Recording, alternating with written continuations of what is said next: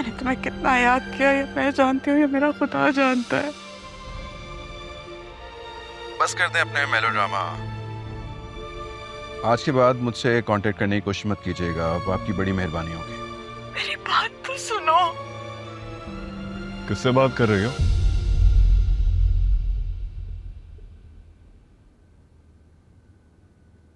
मैं पूछ रहा हूं ना कि किससे बात कर रही हो तुम?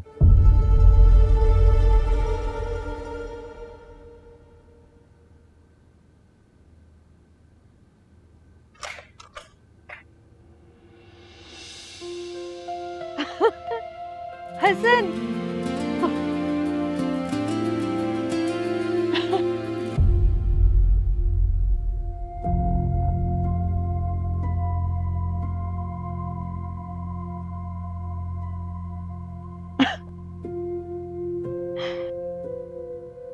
ओह, what a pleasant surprise। Hiba ने मुझे नहीं बताया था तुम्हारे आने का। इसे भी नहीं पता, इनफैक्ट मेरे घर वालों को भी नहीं पता। पापा का इशू इतना कॉम्प्लिकेटेड हो गया कि मुझे खुद ही आना पड़ा। I think I should leave now. बड़ी मेहरबानी होगी आपकी, प्लीज। बाबा गए हुए मंथली चेकअप के लिए, आ जाओ अंदर, आ जाओ प्लीज। हिबा, मैं अंदर बैठने के लिए नहीं आया हूं, तुम मेरे साथ चलो। कहाँ? जुनैद के घर। उससे माफी मांगनी है तुम्हें। हसन, मैंने तुम्हें बताया मैं माफी उनसे मांग चुकी भी हूँ। तो दोबारा माफी मांगनी है ना तुम्हें। इस बार अगर बेशक उसके पाँव भी पकड़ने पड़े ना तो पकड़ लेना। उसे उसका फैसला बदलने पर मजबूर करना होगा। मैंने मना किया था ना कि तुम उस स्टूपिड बेटे से कभी बात नहीं करोगी। मेरा बेटा है, इतने अरसे बाद देखा तो इग्नोर कैसे कर सकती हूँ? नहीं कर सकती इग्नोर। अरे मेरे स्टूडियो को आग लगा दी उसने, करोड़ों का नुकसान भुगता है मैंने, और मेरे दुश्मन से तुम मिलोगी। आई डोंट केयर वो तुम्हारा क्या लगता है बेटा हो, जो भी हो। शौहर हूं मैं तुम्हारा। मैं जिससे कहूंगा तुम सिर्फ उसी से मिलोगी, और जिससे मैं मना करूंगा तुम उसकी शक्ल भी नहीं देखोगी। कभी ना नजर आओ तुम मुझसे बात करते हुए। और वो आजिर, छोड़ूंगा तो मैं उसे भी नहीं, सबक सिखा कर ही रहूंगा। Do I make myself clear?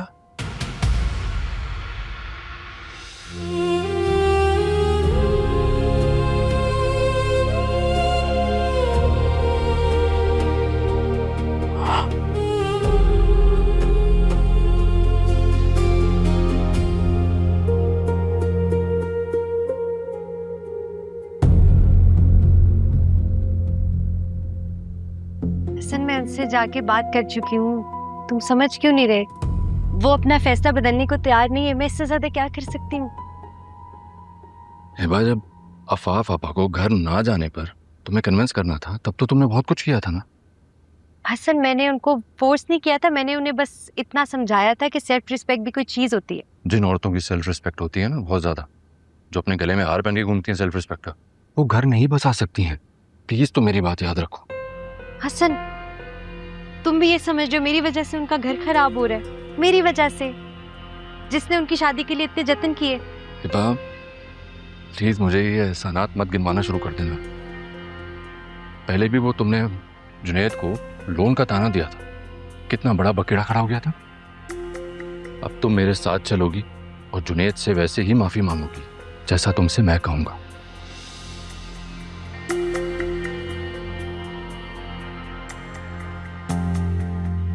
Junaid बेटा, बस करो, थूक दो अपनी नाराजगी।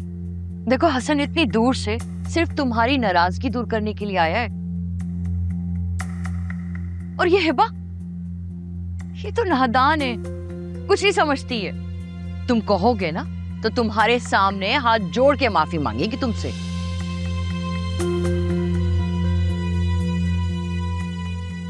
हिबा, उठो, चलो माफी मांगो जुनैद से, माफी मांगो। क्या हो गया आपको? क्यों आप मुझे शर्मिंदा कर रही हैं? मैं भी शायद कुछ ज्यादा ही गुस्से में आ गया था। मुझे इस तरह से तलाकनामा नहीं भिजवाना चाहिए था। I am really sorry. बेटा, इसीलिए गुस्से को शैतानी अमल कहा गया है। आइंदा ख्याल रखना, मियाँ बीवी में तो छोटे मोटे झगड़े होते ही रहते हैं। भला कोई मामूली बातों की वजह से अपना घर बर्बाद करता है? क्यों सबिया बहन? बिल्कुल ठीक कह रही हैं आप। तो फिर कल मैं सुबह आफा पापा को यहाँ ले आता हूँ। अरे नहीं नहीं, आपको ब्लाउज में जिम्मत होगी, मैं खुद आऊंगा उसे पिक करने। इनफैक्ट आज ही।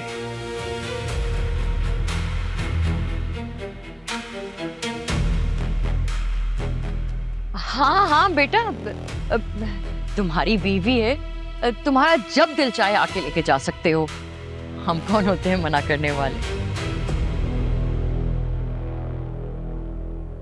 आप लोग बैठे, मैं चाय बनवाती हूँ। नहीं बस यहाँ आई पे थिंक हमें बैठे चलना ही बैठे। चाहिए। हाँ चलते हैं। शुक्रिया, नाइस मीटिंग, थैंक यू।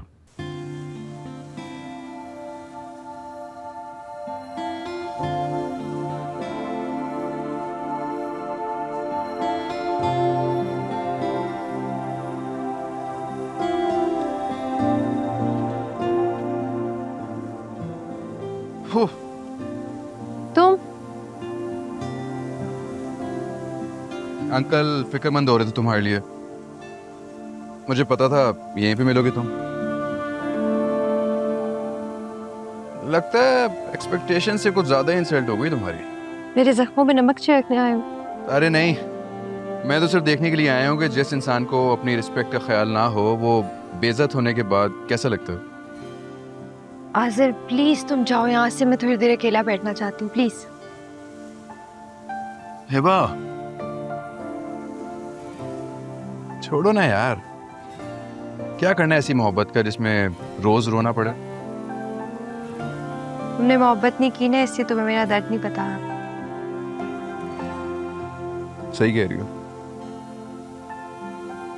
मैंने वाकई शायद कभी मोहब्बत नहीं की।